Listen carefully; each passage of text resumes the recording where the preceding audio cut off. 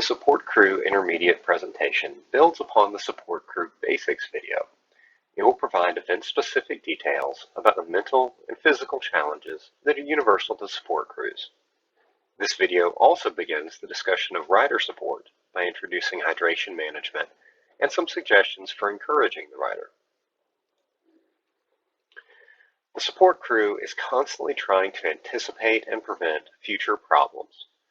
This vigilance can be mentally draining, and small irritations can get blown way out of proportion when you're tired or otherwise frustrated.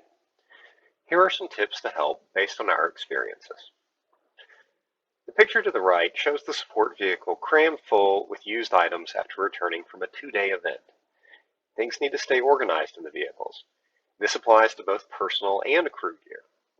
Know where items are kept in your bags and in the crew and rider gearboxes. Make sure you put them back in the same place each time. You don't want to have to be rummaging through 4 different boxes just because someone misplaced the granola bars. Here are a few specific points to get you thinking about organization. Controlling clutter is important. For example, we learned to take individually wrapped snacks out of their bulky boxes and combine them into a single, clear plastic snack tote. I use a lot of clear totes to keep things organized. While you can see through them, a Sharpie and masking tape make for a great way to quickly label containers to further ease the organization challenge. And find a good fit with your crewmate. This cannot be overstated. We may get along great with someone in our day-to-day lives where we've adjusted our environments to account for our interpersonal challenges. But being stuck in a car together can be a whole different story. There are some mental hurdles that cannot be planned for or prevented. They simply must be overcome. Some of these hurdles and suggestions for dealing with them are boredom, alternating with feeling overwhelmed during busy times. For this, trying to establish a routine can be especially useful for managing the busy times. In later videos, I'll go into detail about the processes for crew changes and other commonly hectic times, but you may find that certain segments of the day pose a challenge for you. Talk through the particular portion of the day that is giving you trouble with another crew member. Consider creating a checklist. Lack of sleep. Look at the last hour before bedtime and consider what can be altered that will let you settle down a bit earlier. Perhaps you can brush your teeth or complete any other necessary steps in the car before a crew change is done, for example. Irritability, which may stem from a lack of sleep, not getting along with a crewmate, or for any other reason, is another concern. Talk your concerns over with other crew members, particularly the crew chief for the event. If it's during a practice event, the rider may also be part of the discussion. Doing this before or after an event, or at a slow time during a practice session, means we can take our time to discuss things. And when things are tough, it can be helpful to have your own motivation for being out there. There are so many positives that can be taken away from crewing. It may be an enjoyable travel experience to locations you would have never visited otherwise, and finding spectacular sunset views like the one shown here, which my support crew captured. Maybe you're making a new friend in your crewmate, or reconnecting with an old one or a family member. Perhaps this will kickstart your own fitness journey. Sleep is both a mental and a physical need, and our suggested support crew schedules allow for plenty of rest and sleep.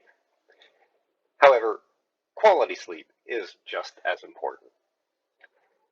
This image is not the most comfortable sleep I've ever had, but at least I had room to mostly stretch out. There are a few things that may help to improve your sleep quality, such as using earbuds or white noise to block out unusual sounds. And many people often sleep best with their own pillow. We get used to firm or soft pillows. A full-size pillow takes up a lot of space and can be cumbersome in a vehicle, so you may want to look for a smaller travel version that is similar to what you use at home. If you're part of a crew that's going to sleep in an RV, a pillow will definitely be necessary. Consider over-the-counter sleep aids, especially if you're trying to get to sleep right after a busy time in the day, and you'll have enough time to sleep a full night's sleep and not be groggy when you wake up. If at all possible, stay on a routine sleep schedule.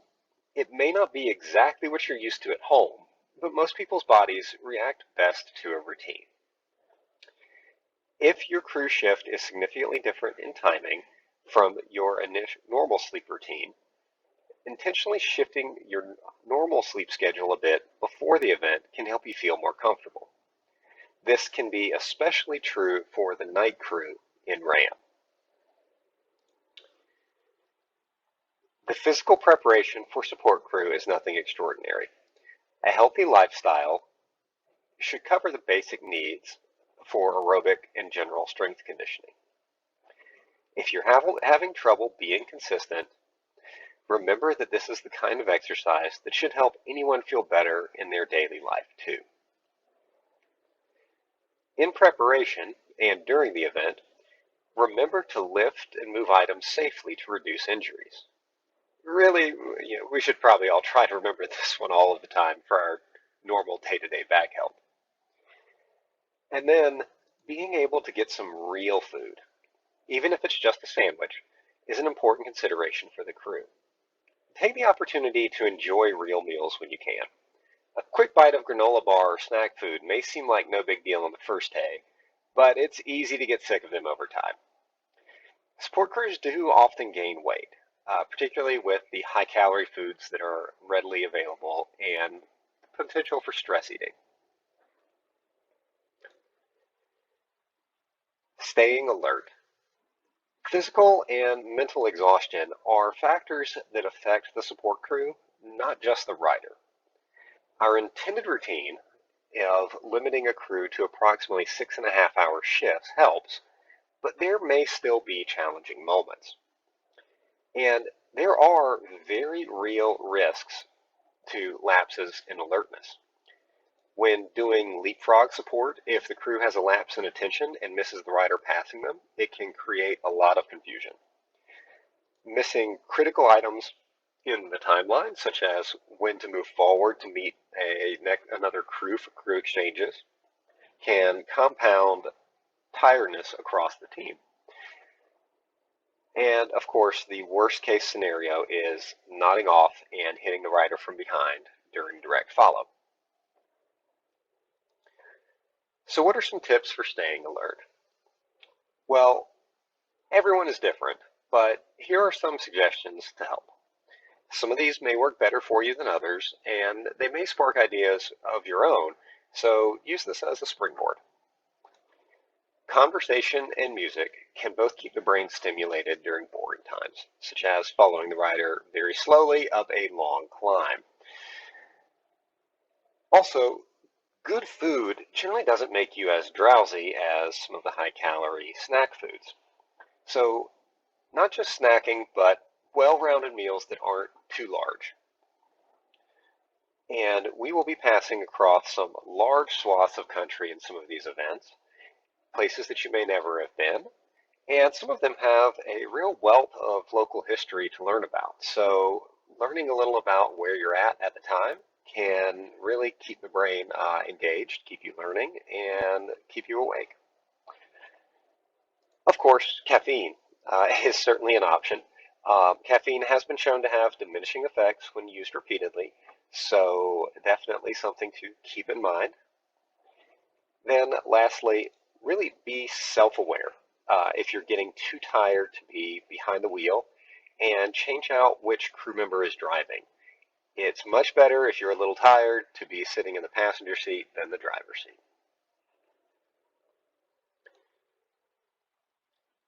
So moving on to some of the rider needs, we'll talk about and introduce the first step of hydration. Hydration needs can vary a lot based on temperature, altitude, and exertion.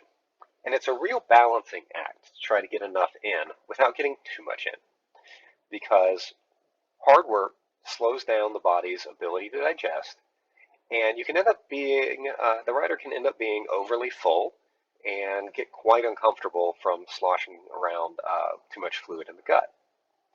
Meanwhile, dehydration, even by 2% of the total body weight, has been shown to slow athletes down significantly.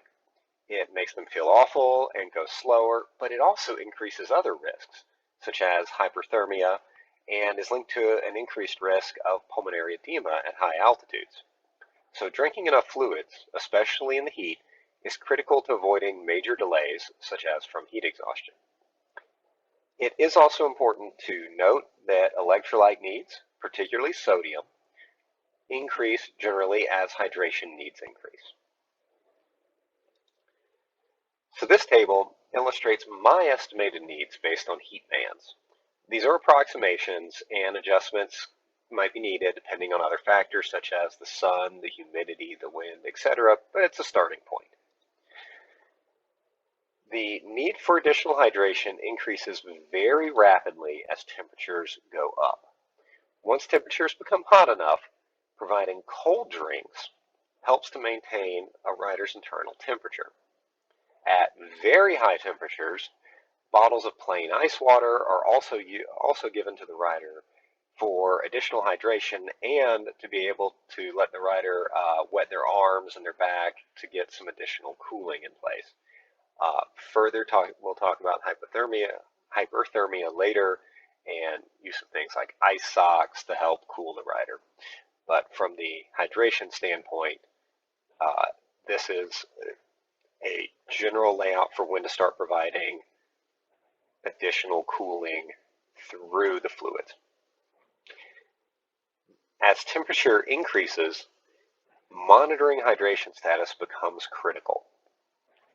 Crews should weigh the rider at breaks and compare this to the baseline weight from the morning to gain insight into how much fluid is being lost. It's around this point, around 80 degrees or so, where it also becomes important to look for additional sources of electrolytes, such as using salty snacks or salt tablets. And when you go to weigh the rider, remember that replacing 1 pound of lost body weight requires approximately 16 ounces of water. So, mixing drinks for cyclists. To stay fueled as well as hydrated, I and most cyclists use sport drink mixes that generally contain carbohydrates, electrolytes, and sometimes vitamins. To keep things simple, I do a day's worth, or sometimes if the event is relatively shorter, several days worth to cover the whole event, pre-mixed ahead of time. And I pre-mix my hydration fluid in 10 ounces of pre-mix covering an hour of riding. Since I'm always taking in at least 10 ounces of fluid every hour, this ensures that I will always meet that amount, and then additional water gets added on top. So as this goes, every hour, I'll take in 10 ounces of hydration mix, or 5 ounces every half hour, depending on how often bottles can be handed up.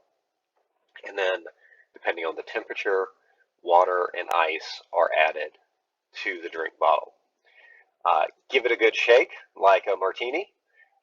If it's particularly when it's hot, providing fluid in 30-minute batches at a time keeps the drinks cool. If it's possible, that also helps keep the rider's total weight on the bike down. So but there are potentially sections where needing to carry an hour or even more fluid on the bike at a time may be necessary. So generally, looking at what the temperature is going to be and setting bottles up to appropriately handle that and handing them up to the rider is one of the very important routine functions of the support crew. And then encouragement. There will always be peaks and valleys in a long event.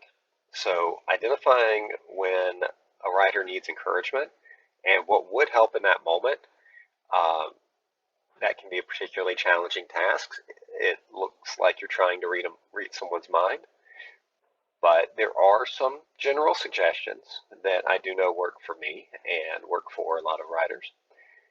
Um, Helping to break the task up into shorter sections that are much easier for a rider to wrap their mind around is really helpful. Thinking about 300 miles at a time, thinking about 18 hours of riding at once, is a pretty daunting task. Even as I sit here recording this, that's a lot to wrap my head around.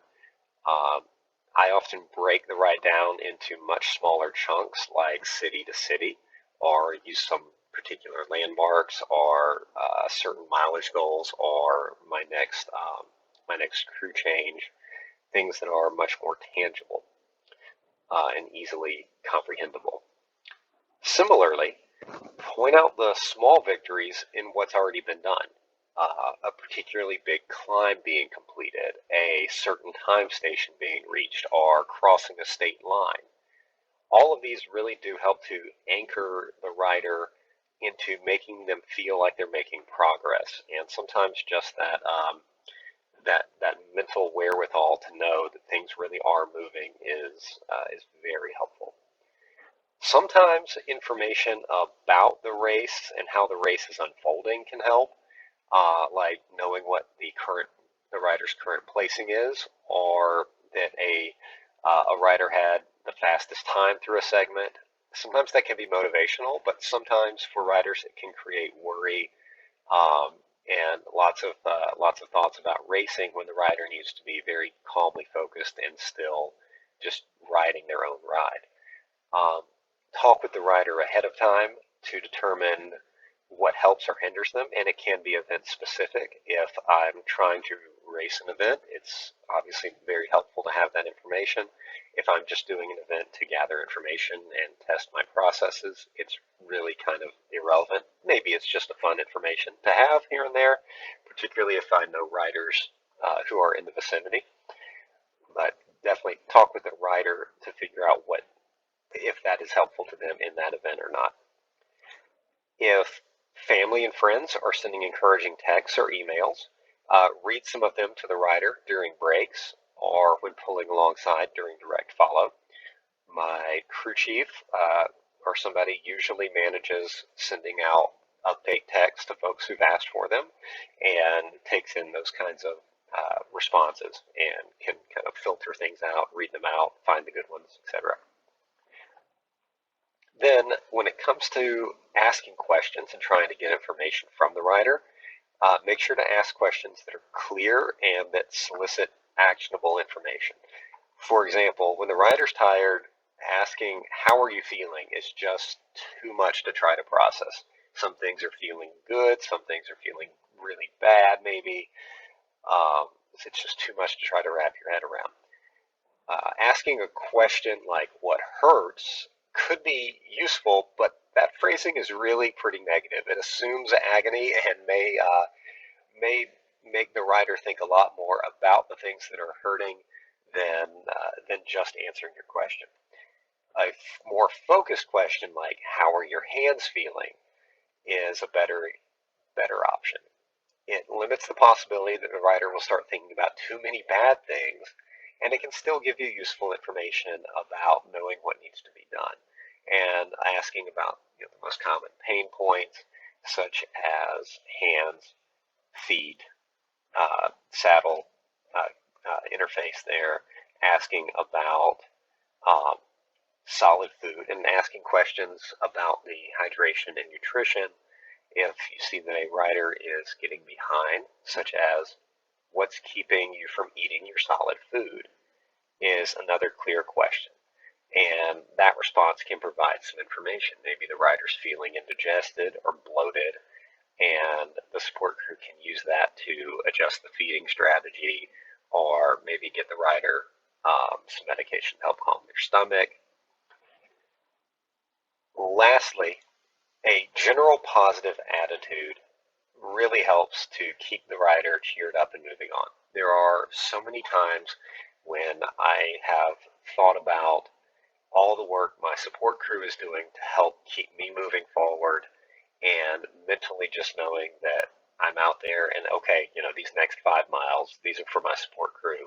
I'm going to put the effort in and, really move through these next five and knock them out. Because it's very, it can create a very appreciative attitude in the rider. It also helps to maintain a positive attitude as far as being able to interact with other support crew and keep each other positive throughout the event. Next, we will move into another presentation on the advanced support crew information. But for now, this completes the intermediate crew training.